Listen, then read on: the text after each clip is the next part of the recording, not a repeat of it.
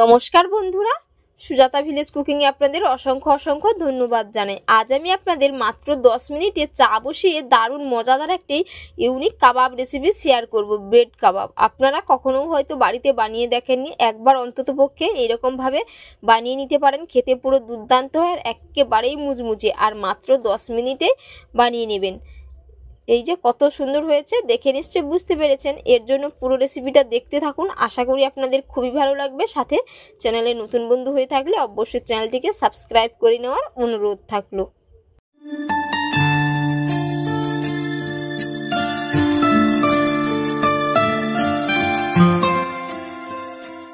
আজকের recipe bread কাবাব। এর জন্য এখানে আমি ব্রেড নিয়েছি। তো বন্ধুরা, কম বেশি সবার বাড়িতেই কিন্তু এই রকম ব্রেড থাকে। তো এই ব্রেডগুলো আমি কি করব, টুকরো টুকরো করে কেটে নেব। একেবারেই সহজভাবে বানিয়ে দেখাবো। আপনারা কিন্তু চা বসিয়ে এই রেসিপিটা বানিয়ে নিতে পারবেন, খেতে পুরো দুর্দান্ত হয়। আপনারা চাইলে এটা মিক্সিতেও গুঁড়ো করে নিতে পারেন, তো মিক্সির দরকার নেই, আমি হাত দিয়ে এরকমভাবে গুঁড়ো করে নেব। আর বন্ধুরা, প্রতিদিনের মতো বলছি, কে কোথা থেকে রেসিপি দেখছেন অবশ্যই কমেন্ট করে জানাবেন। যদি রেসিপি ভালো লেগে থাকে অবশ্যই একটি লাইক করে দেবেন। সাথে চ্যানেলে নতুন বন্ধু হয়ে থাকলে অবশ্যই চ্যানেলটিকে সাবস্ক্রাইব করে নেওয়ার অনুরোধ থাকলো। এই যে খুব সুন্দর করে একেবারেই ঝুরি ঝুরি করে আমি কিন্তু ব্রেডটা গুঁড়ো করে নিচ্ছি, দেখতেই পাচ্ছেন। এখানে আমি অনেকগুলো ব্রেডের টুকরো নিয়েছি, আপনারা আপনাদের পরিমাপ বুঝে নিতে পারেন। এটা খেতে কিন্তু দারুণ হয়, পুরো টেস্টি একটি রেসিপি। আপনারা বাড়িতে একবার অন্ততপক্ষে বানিয়ে দেখতে পারেন। ব্রেড আমি একেবারে টুকরো টুকরো করে নিয়েছি। এবার আমি এর মধ্যে দিয়ে দিচ্ছি 2 চামচ সুজি। তো এখানে আমি একটি চামচ নিয়েছি, এই চামচের মাপ করে কিন্তু আমি 2 চামচ সুজি দিয়ে দিলাম। আবারও এই চামচের মাপ করে দিয়ে দেব 2 চামচ বেসন, যাতে এর বাইন্ডিংটা খুবই ভালো হয়। আর 1 চামচ দিয়ে দেব। এবার আমি কিছু সবজি নিয়েছি, এর মধ্যে দিয়ে দেবো। যেমন নিয়েছি এখানে গাজর কুচি করে নিয়েছি, আপনারা চাইলে এটা গ্রেটারে গ্রেট করে নিতে পারেন। সাথে নিয়েছি একটি বড় সাইজের টমেটো, একটি বড় সাইজের পেঁয়াজ কুচি করে নিয়েছি। আপনারা যদি নিরামিষভাবে খেতে চান তো পেঁয়াজটা এখানে স্কিপ করে দিতে পারেন। এবার দিয়ে দিচ্ছি টুকরো করে রাখা আদা, বেশ কিছুটা ধনেপাতা দিয়ে দিলাম। এবার দিয়ে দেব কাঁচা লঙ্কা কুচি, সাথে কিছু মশলাও অ্যাড করে নেব। সামান্য কয়েকটি মশলা দিয়েই কিন্তু বানিয়ে দেখাবো, বিশেষ কিছু মশলা দেব না। এবারে দিয়ে দিচ্ছি পরিমাণ মতো লবণ, 1 চিমটে মতো হলুদের গুঁড়ো কালারের জন্য, 1/2 চামচ ধনের গুঁড়ো, 1/2 চামচ গোটা জিরে দিয়ে দিলাম।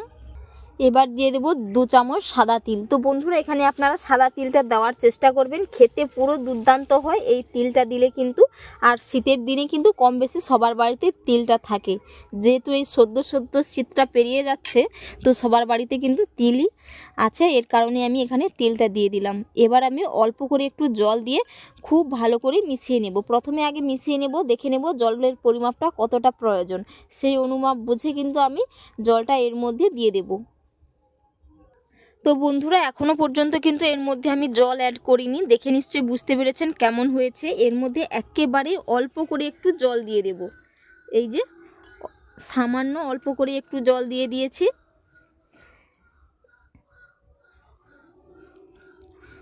যেই রকম আমরা কাবাবের শেপ দেই ঠিক একই রকমভাবে কিন্তু আমি শেপ দিয়ে দেব। খুব ভালো করে মিশিয়ে নেব প্রথমে। আর দেখতেই পাচ্ছেন এর বাইন্ডিংটা কত সুন্দর হয়েছে। এই রকম করেই কিন্তু এর বোলের মতো প্রথমে বানিয়ে নিতে হবে, এরকম গোল গোল শেপ দিয়ে।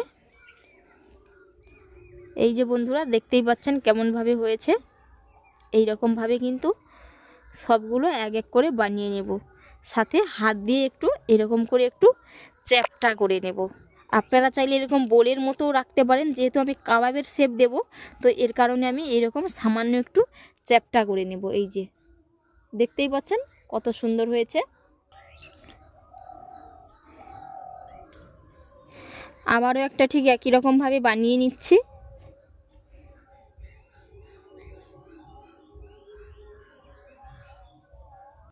এই যে এক এক করে সমস্তগুলো বানিয়ে নিয়েছি। এবার আমি এগুলো একেবারেই ডিপ ফ্রাই করে নেব।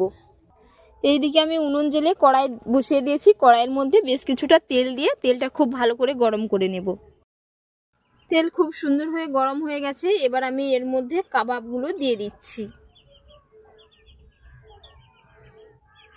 তো এখানে আমি 2টো ব্যাচ করে ভেজে নেব। তো প্রথমে একটি ব্যাস দিয়ে দিয়েছি, এরকমভাবে উল্টে পাল্টে চুলার ফ্লেমটাকে লো টু মিডিয়ামে রেখে খুব সুন্দর করে একেবারে লাল লাল মুচমুচে করে ভেজে নেব। এই যে খুব সুন্দর করে ভেজে নিয়েছি। আর বন্ধুরা কালারটা দেখুন কত সুন্দর এসছে। এই যে এবার আমি কিন্তু এগুলো তুলে নেব, বাকিগুলো ঠিক একই রকমভাবে বানিয়ে নেব। এক এক করে আমি সমস্ত কাবাবগুলো বানিয়ে নিয়েছি। আর বন্ধুরা কত সুন্দর হয়েছে, এই যে দেখে নিশ্চয়ই বুঝতে পেরেছেন, পুরো দুর্দান্ত হয়েছে। এই যে একেবারেই মুচমুচে হয়েছে। তো বন্ধুরা আজকের রেসিপি আপনাদের কেমন লাগলো অবশ্যই আপনারা কমেন্ট করে জানাবেন, এবং বাড়িতে তো অবশ্যই একবার বানিয়ে নেবেন, খেতে পুরো দুর্দান্ত হয়। আর এতক্ষণ পুরো রেসিপি দেখার জন্য আপনাদের অসংখ্য অসংখ্য ধন্যবাদ থাকলো।